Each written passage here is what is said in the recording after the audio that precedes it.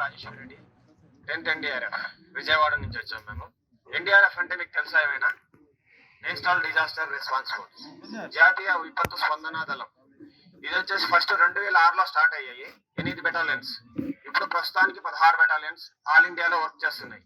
దీని main start చేయడానికి కారణం ఏంటంటే భోపాల్ గ్యాస్ ఎంపీమే, అక్కడ నుంచి గుజరాత్ లో కచ్ భూకంపం వచ్చింది, తర్వాత సునామీ, ఒడిశా సూపర్ సైక్లోన్, వీటినన్నింటి డిజాస్టర్స్ కు మధ్యన దగ్గర డిజాస్టర్స్ అన్నిటికీ కలిపి ఏదైనా ఒక ఆపద నుంచి రక్షించే దళం ఉంటే బాగుంటుందనే ఉద్దేశంతో NDRF ను 2006లో స్థాపించడం జరిగిందనమాట. ఈ NDRF యొక్క ముఖ్య పని ఏంటంటే రెస్క్యూ చేయడం.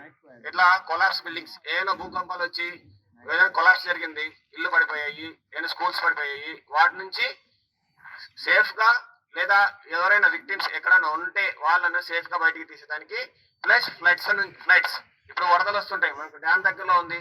ఇప్పుడే మాకు కొంత ఆఫీసెస్ ద్వారా తెలిసింది ఏంటంటే లాస్ట్ 2 years నుంచి ఓవర్ఫ్లో అవుతుంది అనమాట. మీకు డ్యామ్ వచ్చేసి ఓవర్ఫ్లో అవుతుంది, ఇక్కడ వరదలు వస్తున్నాయి అనేసి విషయం తెలిసిందనమాట. వీటి నుంచి మనం ప్రజల్ని ఏ విధంగా కాపాడాలి, వాళ్ళకి అవేర్నెస్ ఏ విధంగా ఇవ్వాలి, దాని గురించి చెప్పడానికి కొంచెం ఫస్ట్ ఎయిడ్, ఎక్కడైనా వెళ్తూ లేదా పొలంలో పనిచేస్తూ ఎవరన్నా కింద పడ్డారు, వారికి దెబ్బలు తగిలినప్పుడు బ్లీడింగ్ అనేది ఏ విధంగా కంట్రోల్ చేయాలి, ఫ్రాక్చర్ గురించి, తర్వాత CPR గురించి, FEO గురించి, వాటన్నిటి గురించి మీకు క్లుప్తంగా చెప్పడం జరుగుతుంది అనమాట.